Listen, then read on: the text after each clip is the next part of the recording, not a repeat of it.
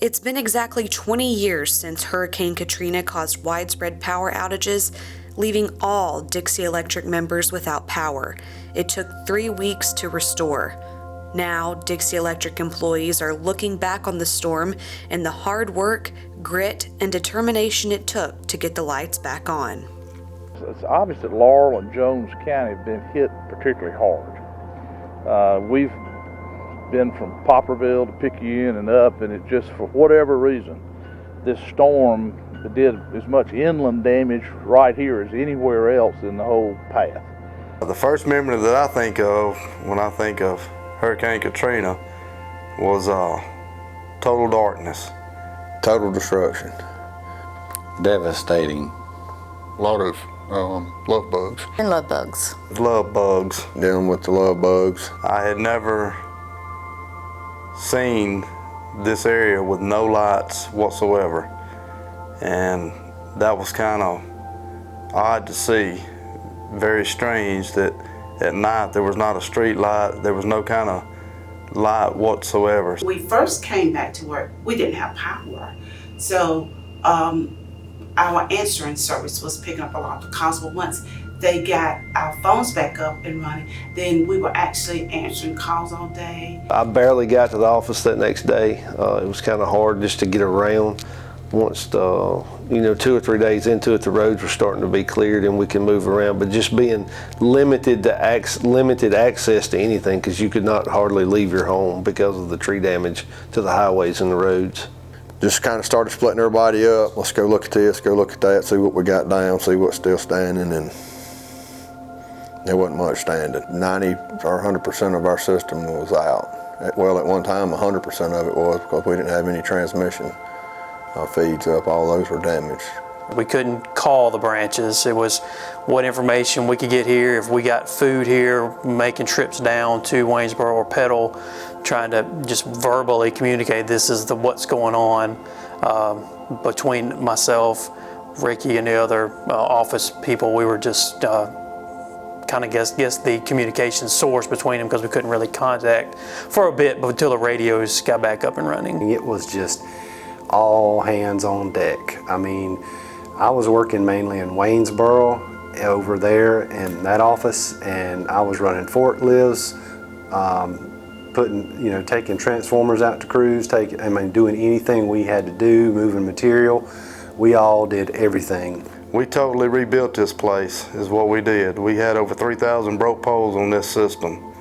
So when we started out, day one, it was basically rebuilding this entire system that had taken 50-something years to build and put in place. The first place that they'd sent us was Trace Road. When we pulled up to those bridges, where that line goes through the swamp, every bit of that was on the ground. Poles, wire, cross arms, all that was on the ground. And I just remember me and Larry looking at each other and, saying, we don't have enough help. What are we going to do? Felt like I had failed, because it's my job as a serviceman to make sure my members have power. And I was devastated because there was nothing we could do. We had 1,000 men here, I believe, at one time. The entire place was full. We had people sleeping in tents, had people sleeping in trucks, because there wasn't anywhere for them to stay.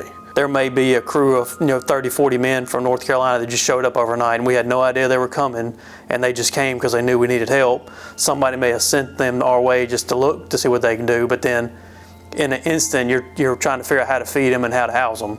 And it was just the constant days, 16 to 20 hour days for weeks on end, trying to keep up with everything that was going on. Of course, we still continued to take outage calls. That was most of what we did through the day. And then once we finished up our day, we would go down and help with meals, and we even delivered them out into the field. Some of the ladies washed the clothes for the guys. There was a period that everybody was tired, everybody had enough of this, but at the same time, okay, who needs help? Where do I need to go? What do I need to do? And finish up one spot, and it's okay, what's next? Days went on. Probably the most challenging part to most of us was just being able to continue We were, I mean, you get exhausted as time goes by. You know, I think we worked 36 straight days.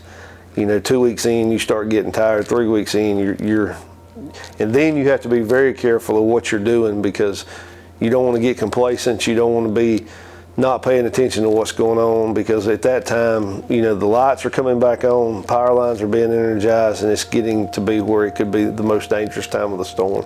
I was getting up early, going to work, and getting home in the middle of the morning, and just to get up and do it again. And I had not seen Cade awake. I had to come back over here one day during the day and pick up some material to take back to Waynesboro. And I thought, well, I'm going to swing by the house real quick and see him, because I hadn't got to see him awake. And it still gets me. But anyway, I walk in, the grandmother was there keeping him, and he was asleep. He was taking a nap. So I still didn't get to see him. So I fell apart, and I still do, because that was just hard. So Jesse was, let's see, 2005, so he was 9 years old. He was, at the time, I had a lot of allergy and issues. Had just got him out of hospital with pneumonia just a couple of days before, just having to leave them. And I remember Cindy telling me, you know, because obviously no power, no water for the most part. Yeah, they would heat stuff up on the grill and then go sit in the car for a little while with the air conditioner running, and just kind of knowing that they were going through that. Personally, it was just time away from my family, because we had to work.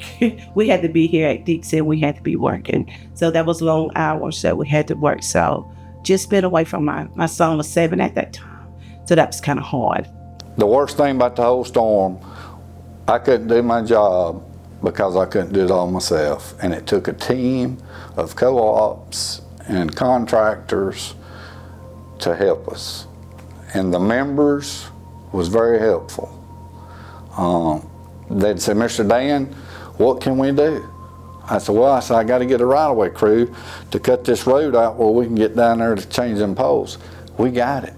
They had their tractors, they had their chainsaws, so that these members would get together with their tractors and their chainsaw. It was just a awesome feeling to see people help one another and to help us, to help them. The community was very close-knit, I feel like. They were excited when they saw people coming to help, and they wanted to help in return. I've heard several stories of where they took food out to the guys and snacks and stuff like that. So, you know, it was just a close-knit time for everybody to encourage one another. I mean, we were already a pretty tight-knit group, but you know, when you're working 22, 24 days, 16 hours a day, I mean, we were away from our families, you know, for 16 to 20 hours a day, because, you know, if you work 16, then you left in time to get here and work, then you got to get home, take a shower. So my bunch would be asleep when I got in, so I didn't see my family for, you know, not much anyway, for 24, 25 days. And yeah, the guys you work with, they're already family, but they became your extended family during that time. So yeah, we spent a lot of time together. When I talk about family, when I talk about strength, when I talk about teamwork, we really bonded, because as a family, we just had to have each other's back, and that's what Dix is all about. We learned how to just be there for one another, and I tell you, there's strength. It's strength and teamwork, and we all came together, and we encouraged one another, because we really had to keep our guys encouraged, because we know it was hard for them. It was real personal to me to be able to help people and see the joy that we brought to them by just getting their lights on. But a lot of people were hurting during that time, and we were able to fulfill a need that they had, and it was real personal to me in that area. Here we are 20 years later, right? And it's at the forefront of everybody's mind. Every time we have a hurricane that hits the Gulf, everybody starts panicking, is it going to be another Katrina? So I think the magnitude and impact that it had on everybody is that everybody's more weather aware, and I know that when one enters the Gulf, I prepare for it every time regardless, because nobody thought Katrina was going to do what it did beforehand. Our mindset before Katrina, you don't necessarily brag on yourself. You just do the work and let the work speak for yourself. That's fine until people can't see that and can't hear that. After that, there was a much bigger focus on, and continues to be a huge focus on making sure folks, number one, to the extent that we can tell them, they know what's out, where it's out, just trying to make sure that folks know what's going on, the level of damage or whatever that it might be, and so that we're keeping them informed. The changing of the preparation we do, the thought we put into pre-storm work, our emergency work plan book, we did not have that prior to the storm. So it's really made us take some leaps ahead in preparation. We're more ready than we were for Katrina, because at the point in time when Katrina hit, we didn't have any outside help lined up to come help us. I really hope and pray we never have to face anything like that again. I think I mostly learned about what we all feel, this responsibility to the membership, that we knew that every morning, we talk about with the crews and stuff, that they leave and they go out and they're doing this storm work, that we have this responsibility that everybody in our community is relying on us.